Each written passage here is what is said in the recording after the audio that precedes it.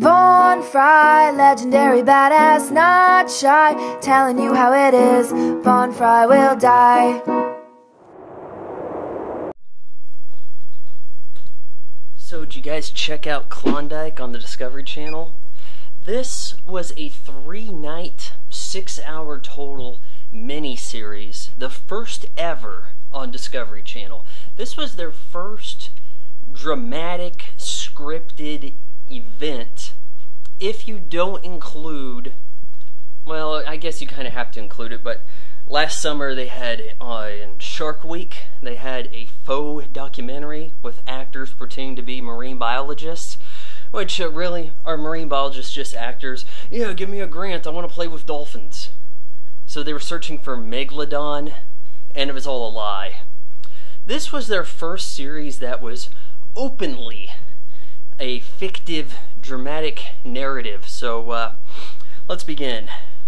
Now, since this was 6 hours worth of information crammed into 3 nights, I don't really have a lot of notes I took or anything. I'm going to get a lot of stuff wrong. I'll just give you a general outline of the plot. So this guy, Bill Haskell, and his buddy Epstein, they go from the East Coast, 1897, up to Yukon territory over in Canada for the last great gold rush.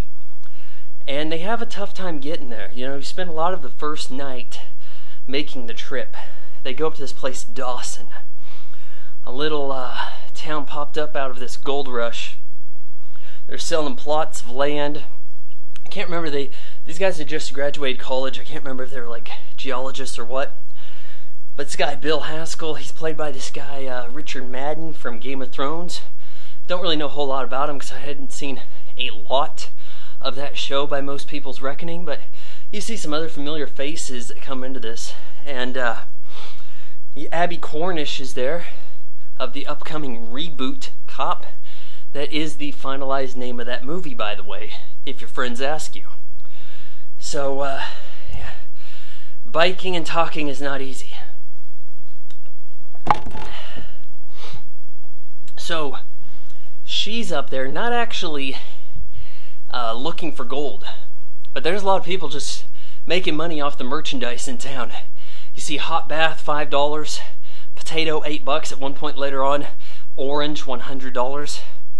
She has like a timber company, she's selling this lumber, and you need the wood to fortify your mine as you dig on your plot. So it turns out these two had the chief spot, and Epstein, he gets murdered.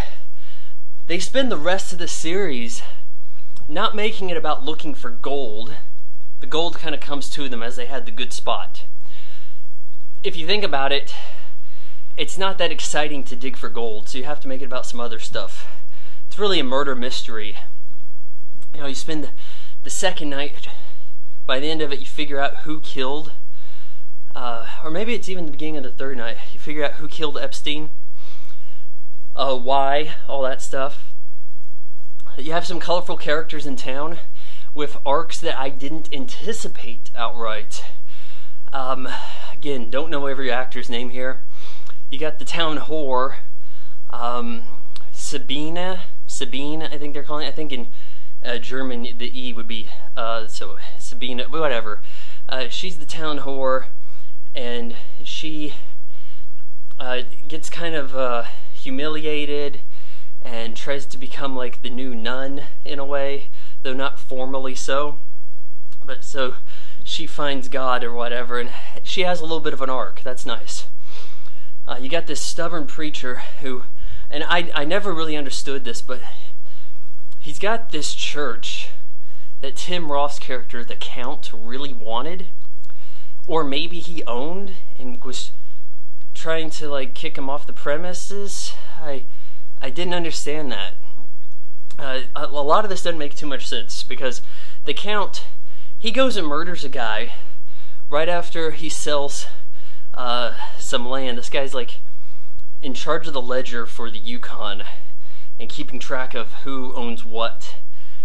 This guy's in charge of that, gets murdered straight up by the Count in front of Belinda, who is Abby Cornish's character. And no one cares. There's Mounties that have come into town to investigate the murder of Epstein. Another murder. Nope. You know, foreigner from outside the country dies. Bring in the Mounties to investigate. Somebody living here dies? Meh. It's kind of shocking how much death occurs with no one caring. It's like the Wild West. Originally, I thought it would be like that. Like, there'd be people getting murdered. Yeah, they're dying of, like, what was it? It wasn't typhoid, but it started with a T. And they had this sickness going through the town. You know, it gets to the preacher guy, Tim Roth. He's the Count. He's just a jerk. He's going after Haskell, his land, because he's got all the gold. I mean, the guy can't watch his land at all times, so how they weren't stealing it from him, I'm not totally sold. The Mountie guy, and this was probably the most refreshing aspect, he comes in and you're expecting him to be kind of a pompous jerk, but actually it's the guy above him who is. He wants him to play the political game, make sure that the big companies that come through are going to be satisfied once they get the strip mining going. But in reality, this guy wants justice for who actually killed Epstein. And there's a Marvel thought, you know, you got a gold rush city, lawless land, and this guy actually is looking to dispense real justice. So I thought that was very cool. In fact, he has a thing going on with the new nun, Sabine. So, I mean, I didn't see that stuff coming, so I thought that was unique. Of course, Haskell gets together with Belinda Mulroney. What is it, her name? I mean, you could see that coming, but I thought it was fairly well developed. You had 6 hours to do all this stuff, so it didn't feel, in my sense, rushed. Now, if this was a series, you would feel it was padded out. Like, oh, that episode I didn't need to see. Well, sure, there were some things that did cause some WTF moments. Like, why are we making a big deal out of this foreigner guy dying? I don't know. You tell me. Very first night, they're on their way walking up, and they're going over this mountain in the snow, and there's an avalanche. And what happens? I'm not even sure. There's like a weird jump cut. It's like dissolves to black, fades back in. Were we supposed to have a commercial break? Totally different time of the day. And there's people that have been dug out of the snow, and they hardly have any snow in them. Did not do a good job set dressing that. No, just a few flakes of snow on them, and they were buried in the snow and suffocated to death in an avalanche. These guys turn around. Haskell and Epstein just turn around, and they're like, huh, what happened about it? Did you wait 6 hours? That's what the time looked like it did.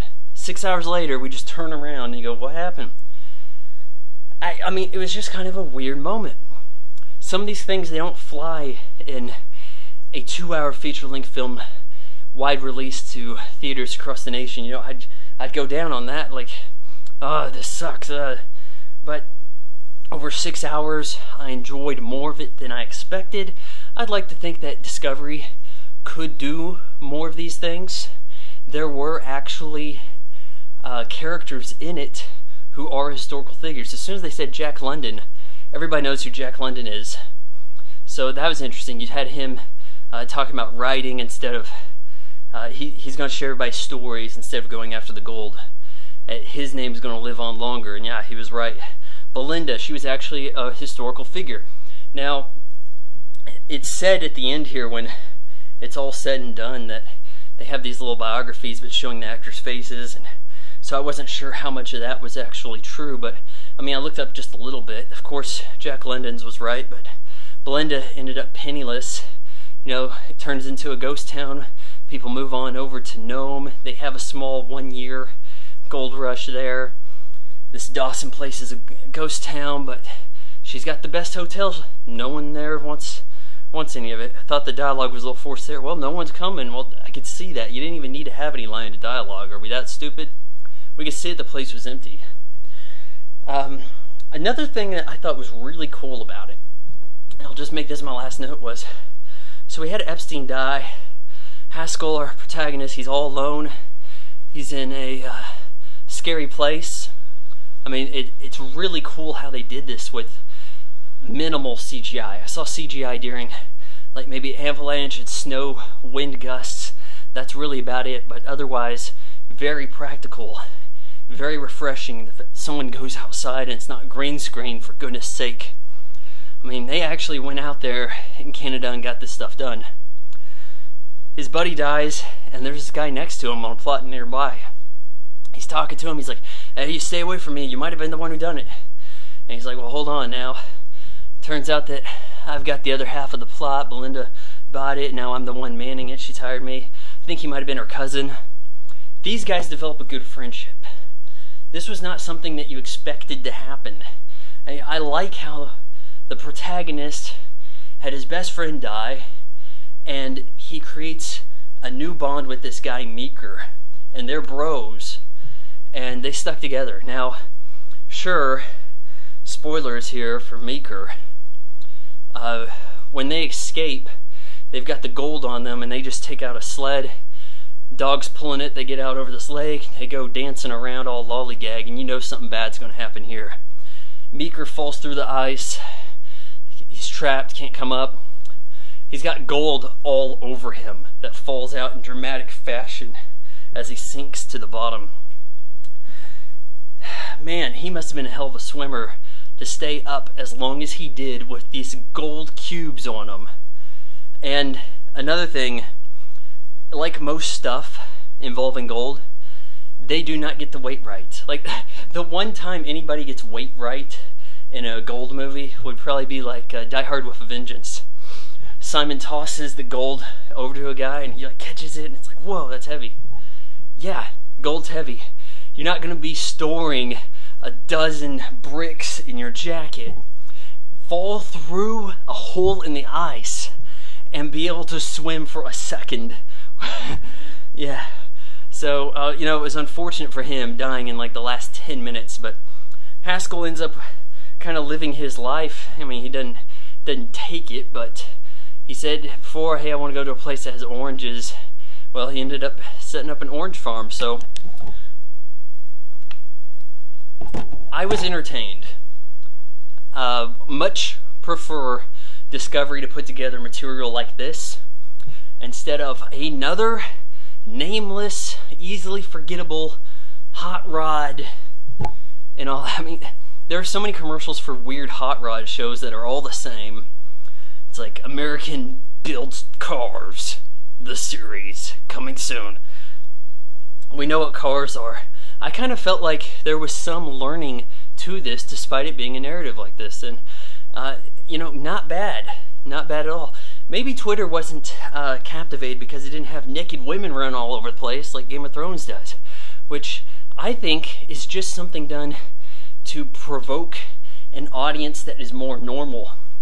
You say, look, geeks are into this Lord of the Rings stuff.